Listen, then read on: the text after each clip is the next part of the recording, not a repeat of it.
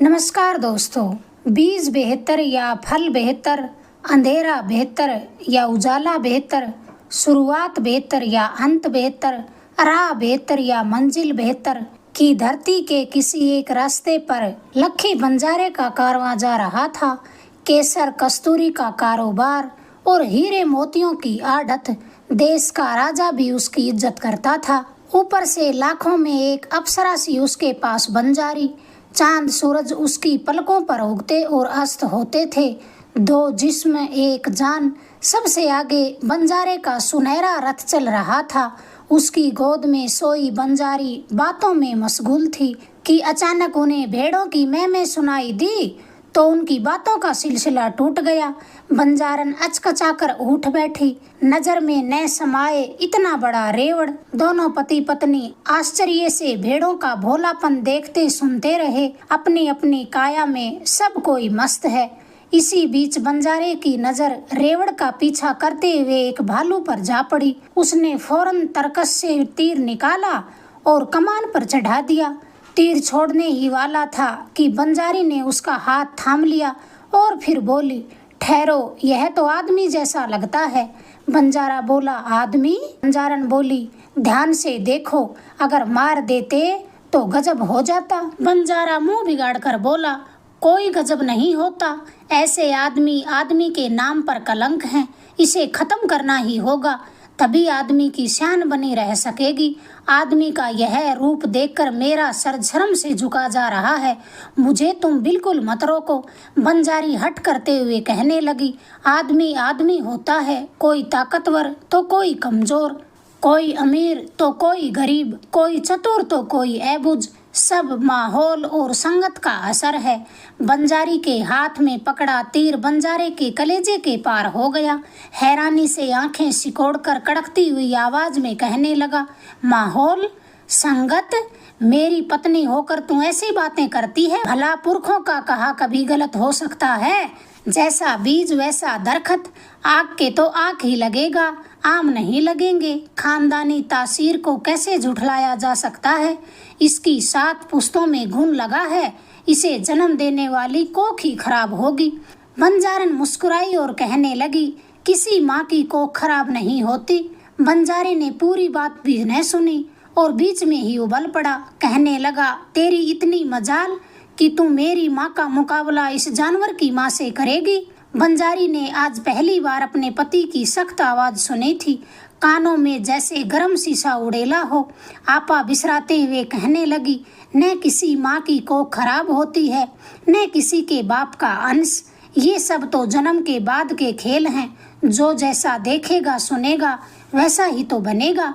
बंजारे की जबान भी आज पहली दफा ऐठ गई थी। बदहवास सा कहने लगा, इसका मतलब दिन दूनी रात चौगुनी बढ़ती मेरी शोहरत के पीछे मेरा कोई हाथ नहीं। राजा यूं ही मेरी कदर करते हैं क्या? अब बेकार बात बढ़ाने से क्या फायदा? मुस्कान को जबरन रोककर वह चुप हो गई। वह खामोश मुस्कान बंजारे के कलेजे में बिजली की तरह कौंधी। हाथ से पकड़कर धकियाते हुए बंजारन को उसने रथ से नीचे उतार दिया। फिर भालू की तरह चारों हाथ पैरों पर चलते उस आदमी की तरफ उसे घसीटते हुए ले जाकर कहने लगा, तेरी इतनी औकात कि तू मेरा इससे मुकाबला करेगी? पहले आंखें खोलकर इसे देख तो सही। बंजारन को घसीटते हुए बंजारा उस भालूनुमा आदमी का पीछा करने लगा। कमर पर दरखत की छाल, लंबे नाखून, कीचड़ सने बालों की लटकनी पुनिया, मोटी बेजान खाल के तलवे और हथेलियां, चमकते दांतों की अबूझ हंसी। भेड़ों की तरह पानी में मुंह डालकर प्यास बुझाता, उन्हीं की तरह फुरफुर होठों से भूख मिटाता। बंजारा हंसे बिना न रहा। बंजारी का हाथ छोड़कर अपने आप ही हंसता रहा। तुझे आज क्या औंधी सूझी? बेकार ही मुझे चिढ़ा रही हो। अब तो मेरी बात पर तुम्हें यकीन आ ही गया होगा। बंजारी ने कोई जवाब न दिया। गुमसुम आदमी के उस बिगड़े रूप को फटी फटी आंखों से देखती रही। सर में बवंडर सा उठा। उसे अपनी अलग राय दर्शाने का हक भी नहीं। रोटी कपड़ों की खातिर शोहर की गुलामी करती है। रोटी चाहे जैसी हो, रोटी ही तो है। कपड़े चाहे कितने ही कीमती हों, हैं तो बदन ढांपने के लिए ही। हम बिस्तरी के अलावा उसकी कोई अहमियत नहीं। बंजारी के रोए रोए से चिंगारियां चटकने लगी। बंजारी को इस तरह खामोश देखकर बंजारे का गुस्सा काफुर हो गया। उसके गालों को सहलाते हुए कहने लगा, पहले तो अंट संट बक देती है, फिर उसका पछतावा भी करती है। बंजारी को लगा जैसे कोई उसके दिल पर आरी चला रहा हो। सर को झटका देकर मुस्कान के साथ कहने लगी, पछतावा? पछतावा काहे का? मैं अब भी अपनी बात पर कायम हूँ। फिर तो पति का खून खोल उठा। लाडों का इतना गुरूर, छिनाल बहुत सर चढ़ गई है। चोटी पकड़कर जोर से झटका देते हुए कहने लगा, तो अपनी बात पर कायम ही रहना, हरगिज भी डिगना मत। कुतिया को ज्यादा मुंह लगाया, जिसका यह फल तो मिलना ही था। शराफत से मेरा सारा गहना दे दे और फिर सारी उम्र इस जानवर की संगत का ही मजा लेना। मुझे पहले ही मालूम था कि जानवरों के बिना तेरी हवस पूरी नहीं होगी। इस फूहड़ बात के जवाब में कहने को तो बंजारी दसों बातें कह सकती थी, पर उसने अपने होठ सील लिए। ऐसी निर्लज बात पर वह क्या जवाब देती? ऐसे आसरे से तो मौत ही भली। नफरत से उसका मुंह कसेला हो गया। लानत है ऐसे सुहाग और ऐसे गहनों पर। वो भालू पीछा करने वालों से डरता डरता आगे चल रहा था।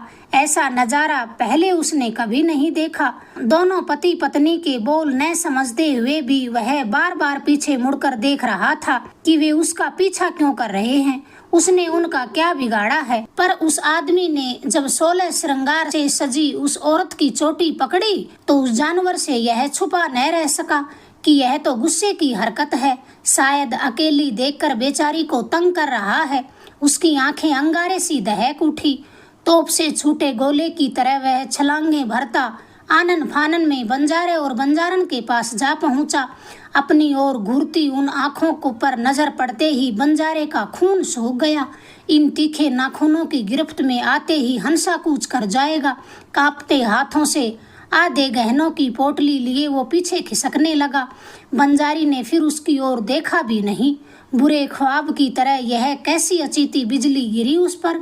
कुछ देर बाद राम जाने क्या सोचकर वो मनमानुस छाती ठोक उसे अटपटे से इशारे समझाने लगा कि उसके रहते उसका कोई बाल भी बांका नहीं कर सकता। वो जंगली जानवरों से भी ज्यादा ताकतवर है। कि अचानक उसने चौंक कर रास्ते की ओर उंगली की।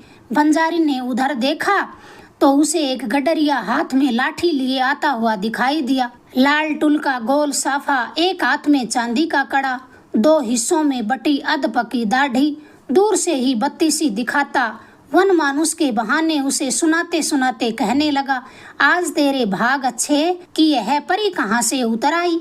कभी पानी में अपनी सूरत भी देखी है तुमने? आदमी की बोली को ना समझते हुए भी वह उस ताने का भाव समझ गया। गडरिया पास आते ही बिना पूछे पिछली रामायण सुनाने लगा कि 22 वर्ष पहले उस सियार की गुफा के सामने एक रोता हुआ बच्चा मिला था। वो ही देखते देखते इतना बड़ा हो गया। कल की ही बात है। पैरों पर चलते और जबान से बोलते आदमियों से यह ज्यादा काम करता है। मैंने जानबूझकर आदमियों के चलन को इसके नजदीक नहीं आने दिया। यह उसी का प्रताप है कि यह अकेला 10 गडरियों जितना काम करता है। दिन भर भेड़े चराता है, उनकी रखवाली करता है। इसके रहते कोई जानवर भेड़ों की ओर आंख उठाकर भी नहीं देख सकता। एक कौड़ी का भी खर्च नहीं। जंगल में आप ही बंदरों की तरह फल पाती भकोस लेता है।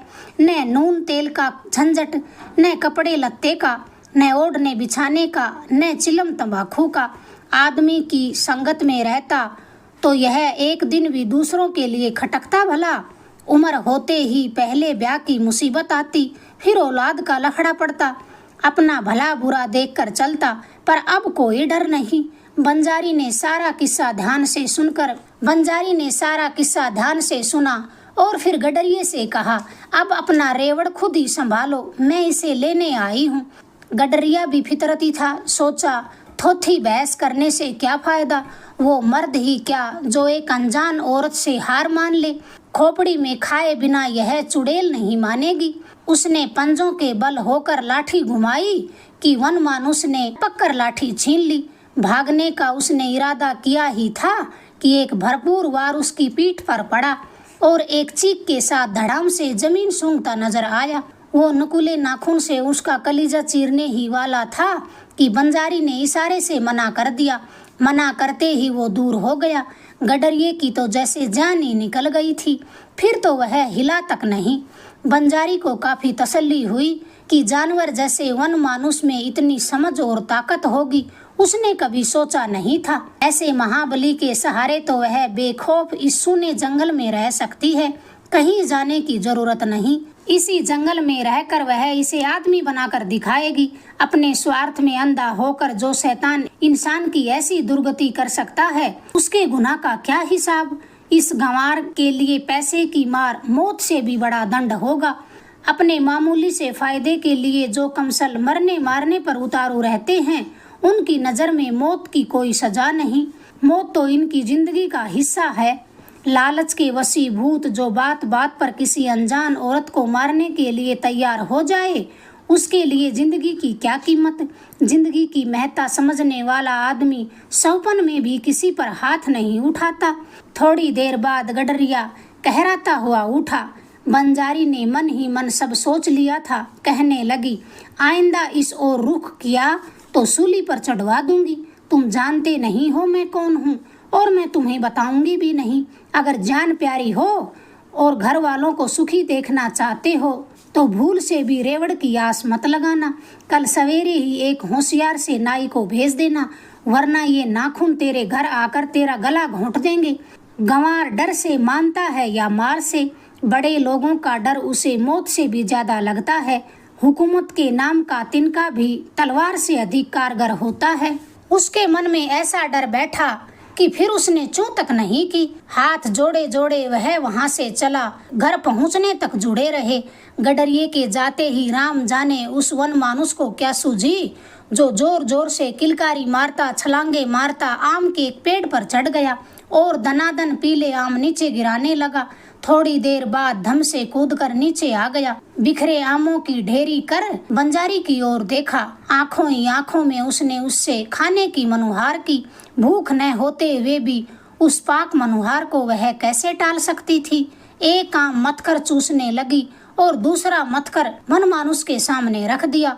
2-3 मर्तबा मना करने के बाद उसने आम ले ही लिया। ज्यादा दबाने से रस की पिचकारी छूटी, जिससे उसकी धूल सनी दाढ़ी भर गई। उसने खिसिया कर मुंह नीचे कर लिया, पर अचरज की बात ये कि दूसरे आम से उसने एक बूंद भी बाहर न गिरने दी। खुश होकर एक आम उठाया और बंजारी की देखा देखी खुरदरी हथेलियों से मथने लगा। फिर पिलपले आम को बंजारी की ओर करते हुए हंसने लगा। बंजारी ने भी खुशी खुशी आम ले लिया। आज तो आम का स्वाद ही दूसरा था। तृप्त होने पर ही भूख फिर जागृत होती है और जागृत होने के बाद ही फिर तृप्त होती है। वो भी खाने के साथ साथ इस तरह गर्दन हिला रहा था जैसे खाने का मजा उसे आज ही आया हो। आहिस्ता आहिस्ता शाम घिरने लगी। बंजारी को पहली दफा महसूस हुआ कि सूरज का उजाला कितना बलशाली होता है। सूरज डूबने के साथ ही उसका मन भी डूबने लगा। इस दोहरे अंधेरे में अब वह कैसे रहेगी। जैसे ढोर डंगर गोबर छोड़कर आगे बढ़ जाते हैं, उसी तरह उसका पति भी उसे छोड़कर आगे चला गया। उल्टे उसी पर लानत थोप कर चला गया। अभी तक उसकी जिंदगी दूसरों के आश्रय पर चली थी। पहले पिता फिर पति, पर अब अपनी जिंदगी वह खुद जिएगी। इतने बरस तो वह अपनी बेजान लोथ को लिए इधर उधर घसीटती रही। जिंदगी तो उसे आज ही मिली है। इस वन मानुष के निमित्त उसे एक नया सूरज गढ़ने का अचिता मौका हाथ लगा है। धीरे धीरे अंधेरा घना होने लगा। आज तो रात ही दूसरी है, अंधियारा ही दूसरा है। इस बेढब नजारे को देखने वाली ये निगाहें भी दूसरी हैं। आज ये कैसा जादू हुआ। थोड़ी देर तो वन मानुष आंखें फाड़ फाड़ कर जागता रहा, पर आखिर उसके रोम रोम में धुली नींद उस पर हावी होने लगी। फिर वो वहीं पर पसर कर खर्राटे भरने लगा। खर्राटों की आवाज से बंजारन पहले तो चौंकी, फिर वापस अपने में डूब गई। जगने की ऐसी महत्ता उसने सपने में भी नहीं सोची थी। अब तक उसने अंधियारे का सांवला रूप ही देखा था, पर आज वही घना अंधियारा उसकी आंखों के सामने जगमगाने लगा था। कितना मोहक, कितना सुंदर। सूरज का नंगा उजाला उसके बराबर खड़े होने की हिम्मत नहीं जुटा सकता। या तो आज आंखों की ज्योति बदल गई या फिर अंधेरे का स्वरूप बदल गया। सहसा तेज कुरलाहट गूंजी। जैसे अंधेरे का कलेजा चीरती हुई कटार रेंग रही हो। बंजारी के समूचे बदन में सिहरन दौड़ गई। चौंक कर ऊपर देखा, तारे भी उसकी तरह कांप रहे थे। वन मानुष के खर्राटे जारी थे। झुंझलाहट की बजाय उसमें हिम्मत बधी कि इसके रहते उसे यमराज से डरने की भी जरूरत नहीं है। सुनहरी रात बीती, अंधियारा फीका पड़ने लगा। देखते देखते सारे तारे उजाले के सैलाब में डूब गए। खर्राटों का तांता टूटा। वन मानुष फिर हड़बड़ा कर उठ बैठा। बंजारी की ओर देखकर मुस्कुराया, फिर छलांग भरता हल्का होने के लिए जंगल में ओझल हो गया। किसी के पैरों की आहट पाकर बंजारी ने पीछे मुड़कर देखा तो कांधे पर रांची लटकाए एक आदमी आता हुआ दिखाई दिया। उसने सोचा शायद नाई होगा। चंदनिया रंग का साफा अधेड़ आदमी, कमर थोड़ी झुकी हुई, शरीर की तरह दांत भी पतले और लंबे। पास आने पर उसने हाथ जोड़कर प्रणाम किया। किसी अजनबी पर नजर पड़ते ही वन मानुष ने जोर से हुंकार की और तेजी से छलांगे भरता हुआ आ गया। पर बंजारी के मना करते ही उसका सारा गुस्सा हवा हो गया। फिर उसने इशारे इशारे में बाल काटने और नहाने की बात समझाई। पहले तो वन मानुष ने सिर हिलाकर साफ मना कर दिया, पर जब बंजारी ने ज्यादा जोर दिया तो उसे मजबूरन मानना ही पड़ा। अपने काम में उस्ताद होने के साथ साथ नाई चालाक भी कम नहीं था। कहे बिना सारी बातें समझ गया। बाकी सरंजाम के अलावा धोती गमछा भी वह अपने साथ लाया था। वन मानुष को फौरन पास के एक झरने पर ले गया। बंजारी ऊहा पोहा में खोई गुमसुम सी बैठी थी। कितना वक्त बीता कि उसे पता ही नहीं चला। मुस्कुराता हुआ नाई धोती पहने वन मानुष की बाँ थामे आता दिखाई पड़ा। एकाएक उसे अपनी आंखों पर भरोसा नहीं हुआ। आधा झुका हुआ वो एड़ी के बल बड़ी मुश्किल से एक एक कदम चल पा रहा था। उसकी सारी रंगत बदल गई थी। जैसे राख तले दबा अंगारा हवा लगते ही जगमगाने लगता है, उसी तरह उसका तांबई रंग दमक रहा था। बबूल के तने की तरह मजबूत और कसा हुआ बदन था। बंजारी पर नजर पड़ते ही वन मानुष की आंखें भर आई। वे आंसू उल्हाने के थे या दुख या प्यार के, न मन मानुष को इसका इल्म था और न ही बंजारी को। मुस्कुराने की नाकाम चेष्टा में उसकी आंखें भी छलछला आई। अनजाने में ही उसने अपने मेहंदी रचे हाथों से वन मानुष की बाहें थाम ली और उसकी आधी झुकी कमर को पूरा सीधा करने की तदबीर सोचने लगी। वो उसके दिल की बात समझ गया और एक ही झटके में तनकर सीधा खड़ा हो गया। हाथ भर ऊंचा होने पर भी बंजारी को ऐसा लगा जैसे वो आकाश तक ऊपर उठ गया हो। तीखी नाक, लंबी गर्दन, बड़ी बड़ी आंखें, काली शाह घनी पलकें और भौएं, धवल बत्तीसी, सीने पर बल खाती रोमावली, लंबे हाथ, शेर की तरह पतली कमर। बंजारी उसका हाथ पकड़कर आगे बढ़ी तो उसके पांव भी बारी बारी से ऊपर उठते गिरते उसके पीछे चल पड़े। खुद धरती ऊपर नीचे होकर उसके साथ साथ चलने लगी, मानो वह उन पांव का परस छोड़ना ही नहीं चाहती हो। उस पवित्र परिक्रमा के गवाते खुद सूरज, धरती और अनगिनत झाड़ झकाड़।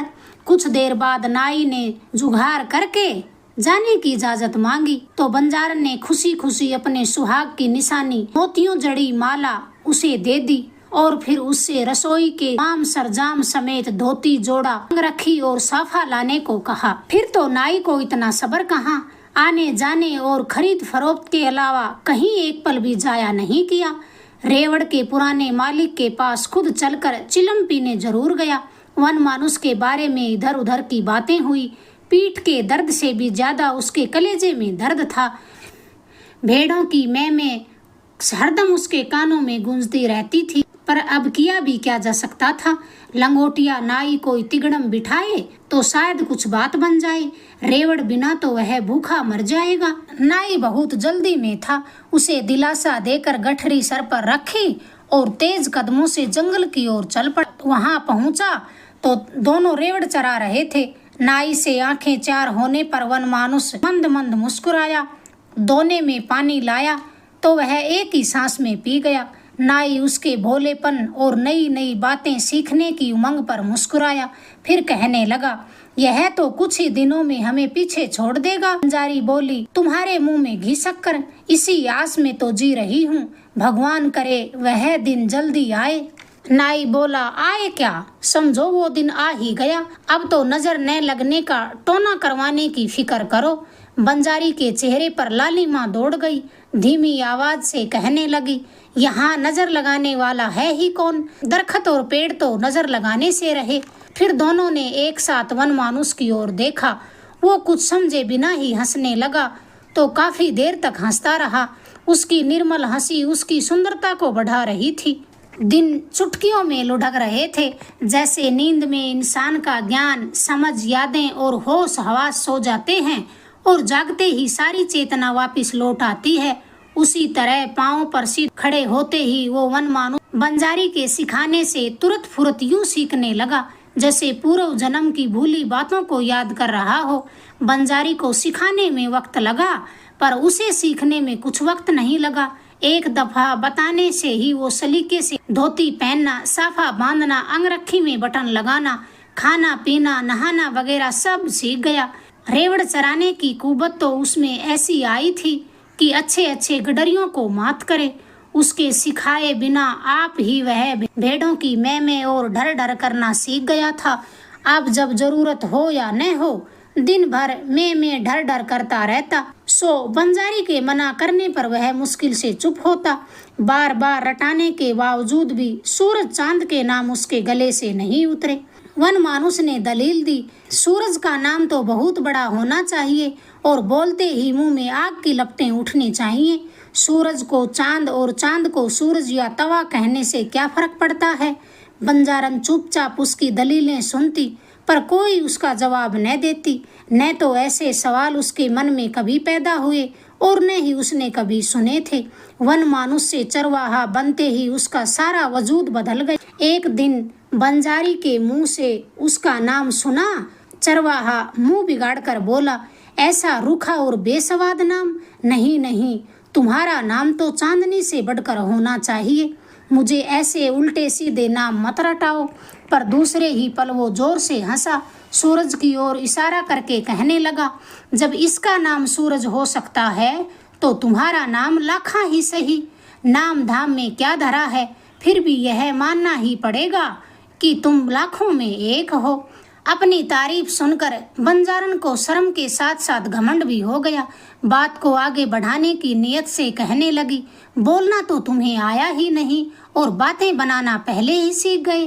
तुमने मेरे अलावा किसी औरत का नाम पहले सुना भी है और लाखों की बात करते हो। वनमानुष कहने लगा, तुम सा गुरु मिलने पर मुझे और कुछ न सूझे वह सब थोड़ा। बंजारी बोली, तो यह कसूर भी मेरा है? वनमानुष कहने लगा, नहीं नहीं, ये तो इन भेड़ों का कसूर है। फिर दोनों ठहाका मारते हुए इतने जोर से हंसे कि जंगल का पात पात मगन हो गया। उबटन और भेड़ों के दूध की मालिश से वनमानुष का बदन चमकने लगा था। तलवे और हथेलियां मोम जैसी मुलायम हो गई। बंजारी के हाथों बने पकवान खा खा कर बंजारी को पूरा वातावरण खुशी से झूमता नजर आने लगा। उसकी साध इतनी जल्दी और इस तरह फैलेगी, ऐसी तो उसे आस भी न थी। एक दिन चरवाहे ने झिझकते हुए पूछा, तुम सिखाओ वहीं सीखूं या मैं भी कुछ पूछूं वह बताओगी? बंजारी बोली, जरूर पूछो, मुझे बड़ी खुशी होगी। मैं खुद ही तुम्हें यह कहना चाहती थी। चरवाहे ने आंखें चुराते हुए कहा कि चुंबन किसे कहते हैं? तुमने अब तक मुझे इस बारे में क्यों नहीं बताया? बंजारी का तो सारा बदन सनसना गया कि उसे यह सिखाने वाला नया गुरु कौन मिल गया। उसे लगा जैसे बदन का जोड़ जोड़ खुल जाएगा। जी को कड़ा करके कहने लगी, अभी तो बहुत कुछ जानना है, इतनी जल्दबाजी ठीक नहीं। पर वनमानुष तो बेहद बेताब था। एक पल भी न रुक कर कहने लगा, एक बात और भी पूछनी है। देखो, सच सच बताना, तुम्हारी इस उभरी हुई अंगिया में यह क्या छिपा हुआ है? ऐबूझ चरवाहे के मुंह से यह सवाल सुनकर बंजारी के तो होश जाते रहे।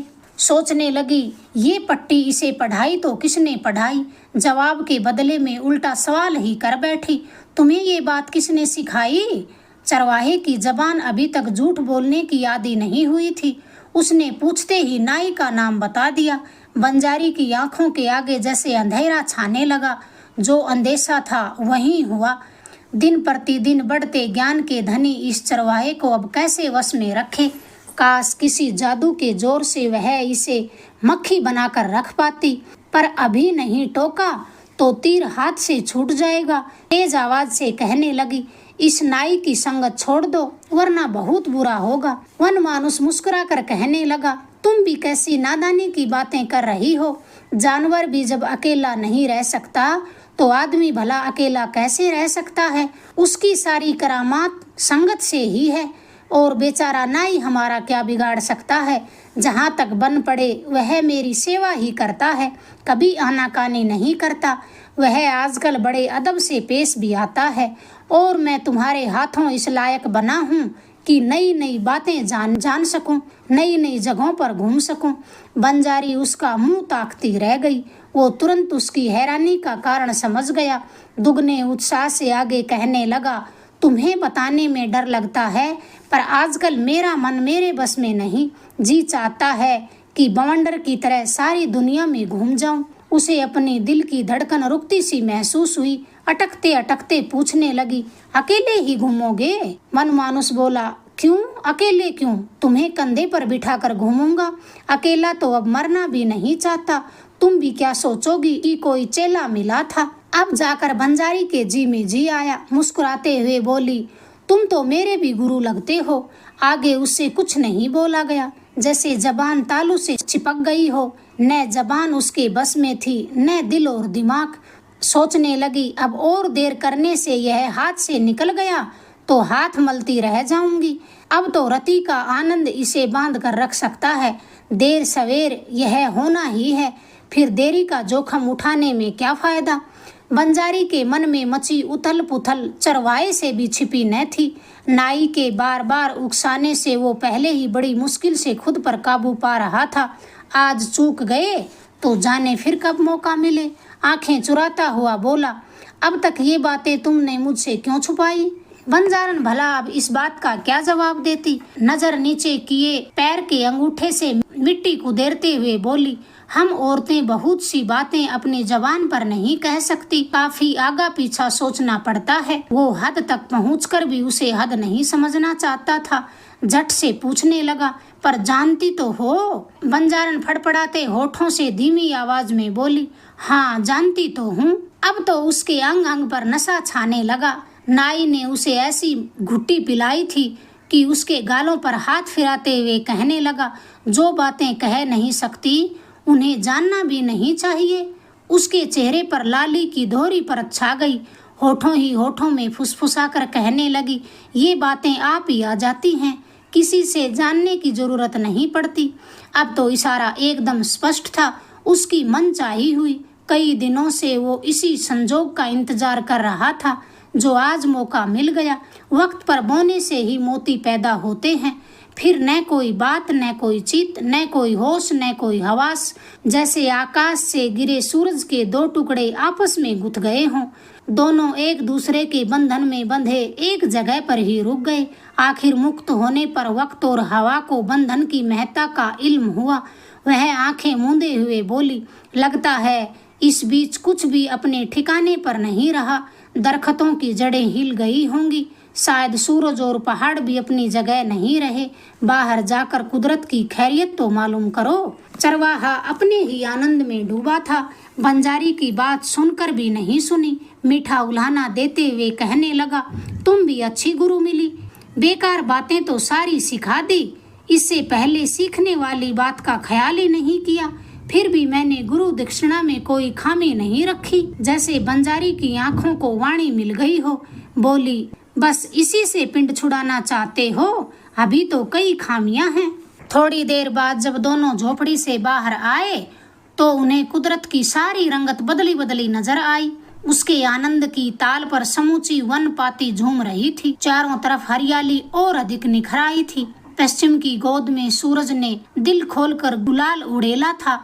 अपने अपने घोंसलों से लौटते परिंदे की टिप टिपुआ की मिठास भी आज बढ़ गई थी। अचानक से चरवाहे के कलेजे में एक हुक सी उठी।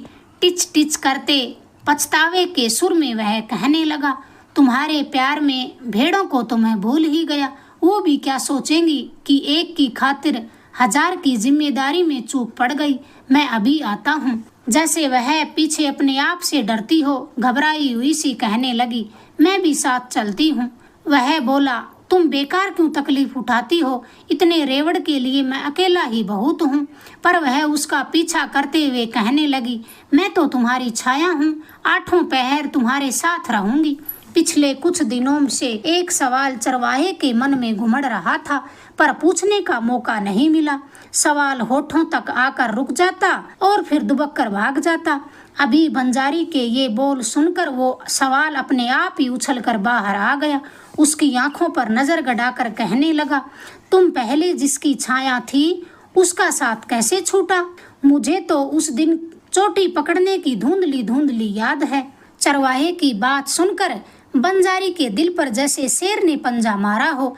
पानी की लकीर की तरह उसके जहन में अतीत की सारी यादें मिट गई थी, या अनजाने में उसने खुद मिटा दी थी।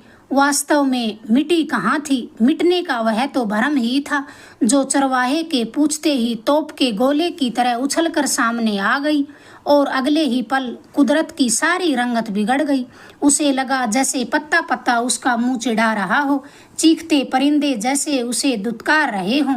कई दफा वह खुद यह बताते बताते रह गई थी, पर अभी पूछने पर ऐसी क्या जरूरत आन पड़ी। शब्दों के बदले जैसे मवाद रिस रहा हो, इस तरह बोली, तुम्हारे मुंह से यह सवाल न सुनती तो अच्छा होता, पर अब तो बताना ही पड़ेगा। वो बीच में ही हड़बड़ाते हुए बोला, तुम्हारी मर्जी न हो तो मत बताओ, मैंने तो बस यूं ही पूछ लिया था। बंजारन एक गहरी आह भरकर बोली, यूं ही पूछते तो खुशी खुशी बताती, तुरंत कोई बात नहीं सूझी तो चरवाहा ढर ढर करने के उपरांत कहने लगा, तुम इस तरह गुस्सा करोगी तो मैं तुम्हारी कोई बात नहीं सुनूंगा। बंजारी का जी ठिकाने आ गया और फिर बोली, और कुछ न सुनो तो तुम्हारी मर्जी, पर यह बात तो तुम्हें सुननी ही पड़ेगी। फिर उसने ब्यौरेवार सारा किस्सा उसे सुनाया और ना करते हुए भी चरवाहे ने कान लगाकर सब कुछ सुन लिया। सचमुच उस दिन उसके लिए ही पति पत्नी में इतनी रगड़ हुई थी, उसके लिए ही बंजारे ने बंजारन की चोटी पकड़ी थी, उसके लिए ही बंजारे ने बंजारन को वहां पर छोड़ा था। अगर बंजारा अपनी घरवाली को छोड़कर नहीं जाता तो वही मनमानुस की जिंदगी थी। ये सब ख्याल आते ही चरवाहे का तो रोम रोम झंझना उठा। फिर भी संजीदगी से कहने लगा, यह तो कुबड़े वाली लात काम आई। बंजारे के गुस्से से मेरी जिंदगी बदल गई, उसका यह एहसान तो मैं 7 जन्म भी नहीं भूलूंगा। बंजारन को यही सुनना था, जैसे कि दिल पर नस्तर लगा हो। बड़ी मुश्किल से पूछा, और मैं, मेरा किया धरा तुम्हारी नजर में कुछ नहीं? फिर वो पछतावे के सुर में कहने लगा, तुम्हारी तो बात ही अलग है, तुम्हारा एहसान तो शब्दों से दर्शाया नहीं जा सकता, पर बंजारा गम खा लेता तो मेरा क्या हाल होता। उसका कर्ज न चुकाऊं तब तक मुझे चैन नहीं मिलेगा। अब तो बस कुछ दिनों की बात है, तुम देखती जाओ। उसका बहम आखिर सामने आ गया। भरे गले से कहने लगी, मुझे अब कुछ नहीं देखना। यह जंगल, ये भेड़ें, ये दरख्त, ये पहाड़ियाँ, ये झरने मेरे लिए स्वर्ग से बढ़कर हैं। मैं सुख के आखिरी सोपान तक पहुँच चुकी हूँ। चरवाहा कहने लगा, पर मेरा सुख तो अभी काफी दूर है। तुम क्या यही रोकना चाहती हो? यह नहीं हो सकता। मैं तो चांद और सूरज पर भी राज करना चाहता हूँ। यह हवा, यह धूप, ये चांदनी, ये रातें मेरी खिदमत में रहेंगी। इस नाई ने ही मुझे सारा राज बताया है। इसको अपना खास दीवान बनाऊंगा। इसकी मेहरबानी से तुम मेरी रानी बनोगी। बंजारी ने जब ये बातें सुनी तो उसकी आंखों के सामने धुंध छाने लगी, जैसे उसकी दीठ धीरे धीरे जवाब दे रही हो। वह चरवाहे को झंझोड़ते हुए बोली, नहीं नहीं, अब हमें कुछ नहीं चाहिए। जंगल के उस सुख के आगे बेचारी सल्तनत की क्या बिसात। बंजारन को दिलासा देते हुए चरवाहा कहने लगा, इसी डर से मैंने तुम्हें यह भेद नहीं बताया। अब मेरा हौसला कोई तोड़ नहीं सकता। फिर रेवड़ के मालिक उस गडरिये और तुम में क्या फर्क?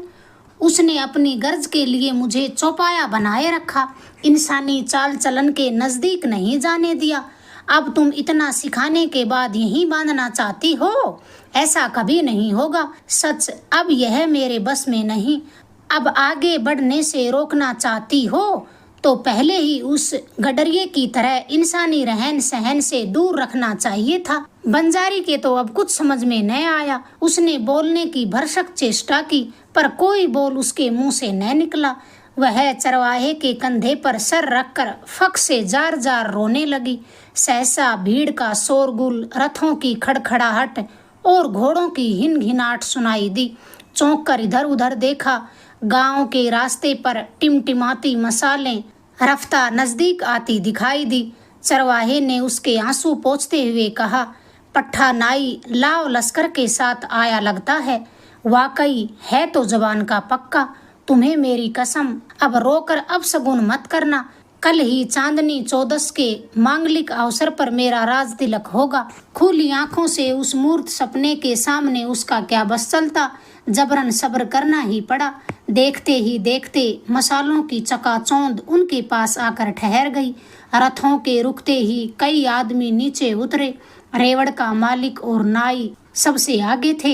हिलते सिर पर बूढ़े राजा का मुकुट भी हिल रहा था। बदहवास सा होकर उसने चरवाहे को अपनी बाहों में भर लिया।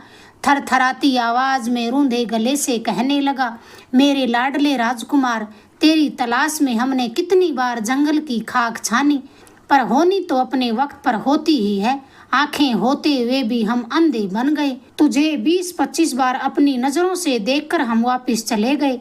उस चौपाए वन मानुष के रूप में तुम्हें कैसे पहचानते। भला ओ इस नाई का जिसने हमें सच्ची बात बताई। मैं सुनते ही समझ गया कि यह बात बिल्कुल सच है। फिर वो रेवड़ के मालिक की ओर देखकर कहने लगा, पर तूने हमारे साथ किस जन्म का बदला लिया। बार बार पूछने पर भी तूने मना करने की गुस्ताखी की। वो राजा के पांव में पकड़कर गिड़गिड़ाने लगा। बोला, बड़ा पाप हुआ है अंधाता, इसके लिए मौत की सजा भी कम है। पर अगले ही पल राजा का गुस्सा हिरण हो गया। उसे दुलारते हुए कहने लगा, तू मत डर, अब मेरे हाथों यह अन्याय नहीं होगा। जो भी हो, तूने राजकुमार को जिंदा तो रखा, वरना आज की रात यह सोने का सूरज कैसे उगता। अब बेधड़क होकर जो तेरी इच्छा हो सो मांग ले। तेरा एहसान अपने सिर पर नहीं रखना चाहता। वो राजा के चरणों में लौटता हुआ बोला, रेवड़ के बिना मैं जिंदा नहीं रह सकूंगा। गरीब परवर, मेरा रेवड़ मुझे वापस दिलवा दो, बस मुझे और कुछ नहीं चाहिए। राजा मुस्कुराकर कहने लगा, तू भी मूर्खों का सरताज है, रेवड़ तो तेरा ही है। राजकुमार ने जितना चराया वो ही बहुत है। ले, यह 9 लखा हार तुझे मैं देता हूँ।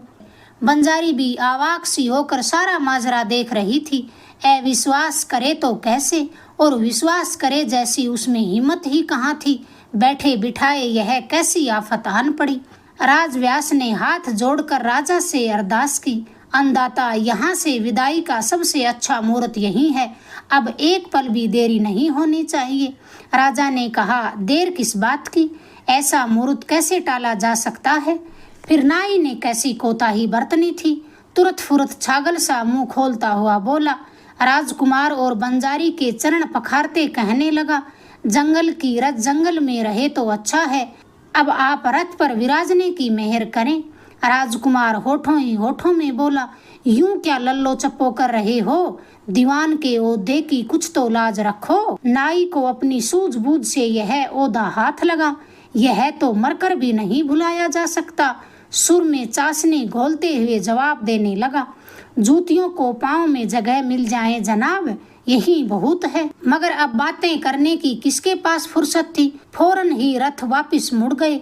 बंजारी का दुस्सौपन घोड़ों की तापों के साथ आगे बढ़ने लगा। राम जाने यह रथ कब रुकेगा भी नहीं रुकेगा।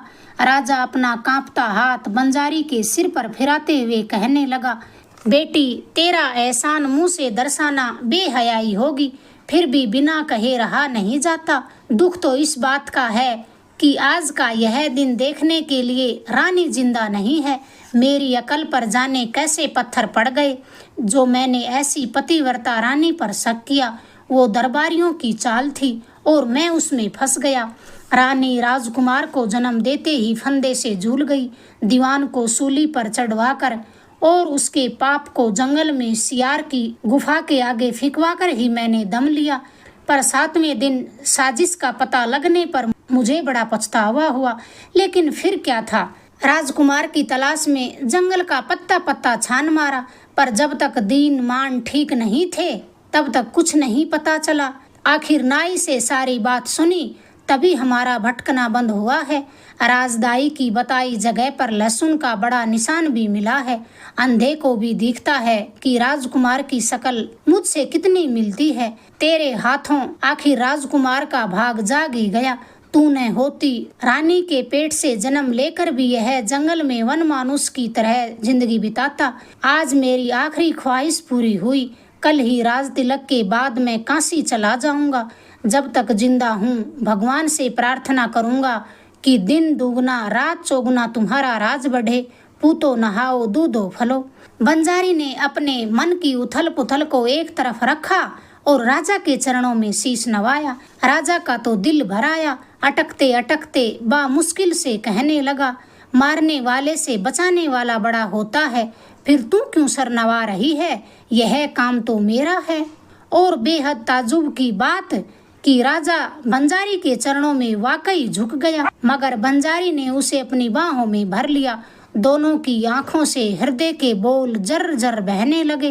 राजकुमार अलग ही अपने सपनों में डूबा था, दीन दुनिया से एकदम बेखबर। जमीन और आकाश के बीच न समाये जितनी खुशी उसके दिल में लहरा रही थी। कहाँ वनमानुष, कहाँ चरवाहा और कहाँ अब देश का मालिक। समूची दुनिया को अपनी सल्तनत में शामिल न कर ले तो फिर लानत है ऐसी हुकूमत पर। जब तक हवा समुद्र उजाले सब उसके राज की सिहाई न गिरे वो चैन से न बैठेगा। सिंहासन और मुकुट का स्वाद चखे बिना ही उसके सपने सूरज और चांद तक उड़ान भरने लगे थे। सारा शहर राजकुमार की अगवानी में पलक पावड़े बिछाए बैठा था। शहर में दाखिल होते ही 101 तोपों की सलामी दी गई, 1000 आरतियां उतारी गई। अनगिनत पंडित मांगलिक मुहूर्त निकालने के लिए पंचांगों को फड़फड़ाने लगे। इत्तर फुलेल के गुनगुने पानी से नहाने के बाद दासियों का जत्था राजकुमार के इर्द गिर्द मंडरा रहा था। एक से बढ़कर एक सुंदर दासी, आंखों से किस किस का रूप पीता। उसकी अकल और आंखें दोनों चंदिया गई। आखिर जोशियों की ताकीद पर कल का चरवाहा जब सिंहासन पर बैठा तो उसे ऐसा लगा जैसे वो जुग जुगांतर से धरती पर राज करता आ रहा हो। सारे दरबारी, सामंत, ठाकुर, दासियां और नौकर चाकर खुशी से बोराए इधर उधर चक्कर काट रहे थे। उनके देखते देखते रेवड़ का मालिक समूची सल्तनत का मालिक बन गया और कल की बंजारन उसकी महारानी। नए राजा के फरमान से नाई को खास दीवान का ओहदा मिला। राजकुमार की जिंदगी बचाने वाले गडरिये को 7 गांव की जागीर मिली। हाथी सिरों पांव का खिताब मिलने की खुशी में लखी बंजारे ने 1000 मोहरे राजा रानी के चरणों में भेंट की। अपने वचन के मुताबिक नए राजा का पिता 5 पंडितों के साथ पैदल ही काशी की ओर चल पड़ा। राज सिंहासन का नया राजा, नया दीवान, दोनों के दिल में नई नई तस्वीरें कुलबुलाने लगी थी। किस कमजोर रियासत पर चढ़ाई करनी और कैसे उसे जीतना चाहिए। रानी ने एक आध बार हिम्मत करके राजा को समझाने की चेष्टा भी की कि इस लालसा का कहीं अंत न होगा, फिर बेकार सल्तनत की सीमा बढ़ाने से क्या फायदा। बढ़ती अफरा तफरी और हाय हाय के आगे आराम से सांस लेना भी नसीब नहीं होता। राजा के हौसले बुलंदियों पर थे, वो रानी की बकबक पर कान भी नहीं देता। अपने नए मद में वो पूरी तरह सरोबार था। रानी अपनी पेट की आस में उलझी थी कि 10वें महीने उसकी गोद हरी हो जाएगी। दोनों की आंखों में अलग अलग सपने पल रहे थे। राजा की आंखों में बढ़ती सल्तनत के साथ साथ नए सुख और नए भोग के सपने, और रानी की आंखों में गोद फलने के साथ साथ उसके जीवन के सपने। कैसे पाले पोसेगी, कैसी उसकी परवरिश करेगी, क्या उसे सीख देगी। वह दिन रात इसी मसोपेश में रहती कि वह वन मानुष की जिंदगी बेहतर थी, कि जंगल के चरवाहे की जिंदगी बेहतर थी, कि अब ये भोग विलास के सिंहासन पर राजा की जिंदगी बेहतर है। बेशुमार टहलुए राजा की सेवा में एक पांव पर खड़े रहते। राजा के हुक्म की देर और अनगिनत दासियां उसकी खिदमत में हाजिर हो जाती। चारों ओर खम्मा घड़ी जी हजूरी और जी हजूरी की होड़, भेंट और नजराने पेश किए जा रहे थे। ऐसे में तो पत्थर के बुत का माथा भी सूज जाता है। फिर वह तो हार्ड मांस का बना राजा ठहरा, आखिर क्यों किसी के बस में रहता। चढ़ती जवानी बढ़ता हौसला, सिंहासन का मद मुकुट का है अहंकार, ऊपर से दरबारियों का धंध फंद, गडरिया ठाकुर लखी बंजारा और नए दीवान जैसे लोगों की सीख सलाह, मन बहलाने के लिए नित नई कुंवारी दासियां, रंगरेलियों का नित नया जायका, कभी कच्ची कली तो कभी फटता जोबन। दिन ढलने पर राजा के मद का सूरज उगता और सवेरे ही डूबता। उधर रानी भीतर ही भीतर कुढ़ती रहती, भीतर ही भीतर सुलगती रहती, पर उसकी पीड़ा समझने वाला समूची रियासत में कोई नहीं था। एक दिन नशे में चूर राजा को रानी सामने से आती हुई दिखाई दी तो वह लड़खड़ाते सुर में बोला, तेरे इस उबरे पेट पर नजर पड़ते ही मुझे उबकाई आती है। यह जानते हुए भी तू मेरे सामने आने की गुस्ताखी कर रही है, तेरी ये मजाल। रानी ने उसका कोई जवाब न दिया। अंगारे उगलना चाहती थी पर खून का घूंट पीकर रह गई। मुड़कर वापस जाने लगी कि डगमगाते राजा ने उसका हाथ पकड़कर कहा, एक नाचीज बंजारन का राजा के आगे इतना गुमान, भुरता न बनवा दूं तो मेरा भी नाम नहीं। तू सोचती होगी कि मुझे इस लायक बनाकर तूने मुझ पर भारी एहसान किया है। मैं बनमानुस की जिंदगी से ज्यादा खुश था। तेरी ही फेर में पड़कर मैं अभी तक भटक रहा हूँ। राम जाने इसका अंत कब होगा और कहाँ होगा, पर तू किस ख्याल में है। तेरी हेकड़ी मिटाना मेरे बाएं हाथ का खेल है। ऐसी गलीज बातों का बेचारी क्या जवाब देती। झटके से हाथ छुड़ाकर चुपचाप वहां से चली गई और राजा भी आए काए बकता रंग महल में घुस गया। फूलों की सेज पर नई कली का रूप देखते ही राजा का गुस्सा ठंडा हो गया, पर रानी की आंख एक पल के लिए भी नहीं लगी। सूनी सूनी आंखों से वह सारी रात काले भंवर अंधियारे को पीती रही। चुंदरी की एक झपाट से उसने घी के दिए को भी बुझा दिया।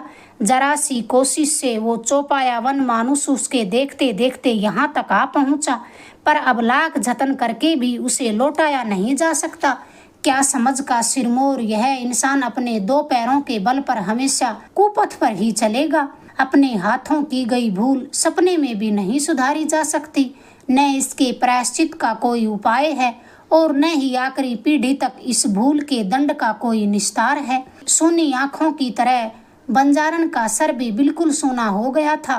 तब से अभी तक वह जच्चा रानी उस बंद रंग महल में प्रसव पीड़ा से पल पल टसक रही थी, और जब तक उसकी कोख का सपना बाहर नहीं आएगा तब तक उसके हृदय में ऐंठती वह दोहरी उलझन नहीं सुलझेगी। अगर आपको ये किस्सा पसंद आया प्लीज़ वीडियो को लाइक करें, शेयर करें, चैनल को सब्सक्राइब करें। धन्यवाद दोस्तों।